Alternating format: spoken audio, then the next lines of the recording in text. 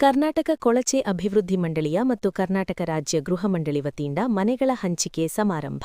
ಹುಬ್ಬಳ್ಳಿ. ನಮ್ಮ ಆವಿಷ್ಕಾರ್ ನ್ಯೂಸ್ ಕರ್ನಾಟಕ ಕೊಳಚೆ ಅಭಿವೃದ್ಧಿ ಮಂಡಳಿಯ ಮತ್ತು ಕರ್ನಾಟಕ ರಾಜ್ಯ ಗೃಹ ಮಂಡಳಿ ವತಿಯಿಂದ ಶನಿವಾರ ಹುಬ್ಬಳ್ಳಿಯಲ್ಲಿ ಆಯೋಜಿಸಿದ್ದ ಸಮಾರಂಭದಲ್ಲಿ ರಾಜ್ಯದ ವಿವಿಧ ಜಿಲ್ಲೆಗಳಲ್ಲಿ ಗೃಹ ಮಂಡಳಿ ನಿರ್ಮಿಸಿರುವ 36,789 ಮನೆಗಳನ್ನು ಮೊದಲ ಹಂತದಲ್ಲಿ ವಿತರಿಸಲಾಗುತ್ತದೆ ಎಂದು ತಿಳಿಸಿದರು. ಎರಡನೇ ಹಂತದಲ್ಲಿ 42,345 ಮನೆಗಳನ್ನು ಹಂಚಿಕೆ ಮಾಡಲಾಗುತ್ತಿದೆ. ಮೂರನೇ ಹಂತದಲ್ಲಿ ಸುಮಾರು 30,000 ಮನೆಗಳನ್ನು ಹಂಚಿಕೆ ಮಾಡುವ ಗುರಿ ಹೊಂದಲಾಗಿದೆ. ಮೂರನೇ ಹಂತದ ಮನೆಗಳನ್ನು ಏಪ್ರಿಲ್-ಮೇ ತಿಂಗಳಲ್ಲಿ ವಿತರಿಸಲಾಗುವುದು. ಈಗ ನೀಡುತ್ತಿರುವ ಮನೆಗಳ ಪೈಕಿ ಹುಬ್ಬಳ್ಳಿಯಲ್ಲಿ 1,008 ಸೇರಿ ಧಾರವಾಡ ಜಿಲ್ಲೆಯಲ್ಲಿ 2,767 ಮನೆ ಹಂಚಿಕೆ ಮಾಡಲಾಗುತ್ತಿದೆ ಎಂದು ಮಾಹಿತಿ ನೀಡಿದರು. ಸಿಎಂ ಸಿದ್ದರಾಮಯ್ಯ ಅವರು ಫಲಾನುಭವಿಗಳಿಗೆ ಮನೆಗಳನ್ನು ಹಸ್ತಾಂತರ ಮಾಡಿದರು. ಈ ಸಂದರ್ಭದಲ್ಲಿ ಎಐಸಿಸಿ ಅಧ್ಯಕ್ಷ ಮಲ್ಲಿಕಾರ್ಜುನ ಖರ್ಗೆ, ಸಚಿವರು, ಶಾಸಕರು ಉಪಸ್ಥಿತರಿದ್ದರು.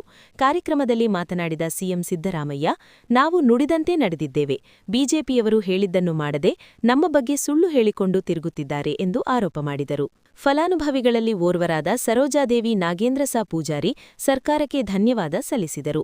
ನಾವು ಈ ಮನೆಗಾಗಿ ಬರೋಬ್ಬರಿ 13 ವರ್ಷಗಳ ಹಿಂದೆ ಅರ್ಜಿಯನ್ನು ಸಲ್ಲಿಸಿದ್ದೆವು.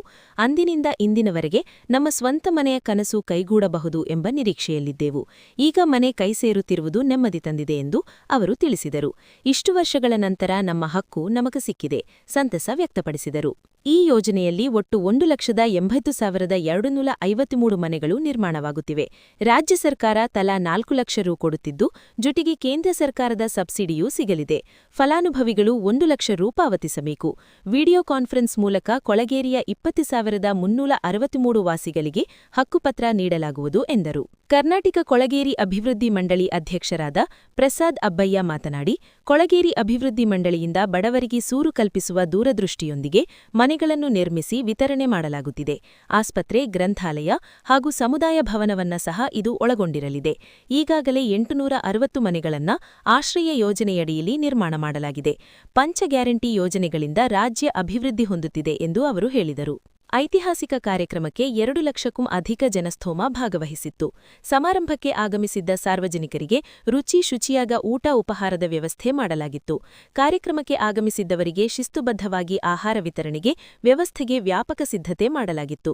ರುಚಿಕರವಾದ ಉಪಹಾರ ಹಾಗೂ ಮಧ್ಯಾಹ್ನದ ಊಟವನ್ನು ಶಿಸ್ತುಬದ್ಧವಾಗಿ ವಿತರಣೆ ಮಾಡಲಾಯಿತು. ಭಾರೀ ಜನಸಂದಣಿ ಇದ್ದರೂ ಸಹ ಬೆಳಗ್ಗೆ 30,000ಕ್ಕೂ ಅಧಿಕ ಜನರಿಗೆ ಉಪಹಾರ ವಿತರಿಸಲಾಯಿತು ಎಂಬುದು ವಿಶೇಷ.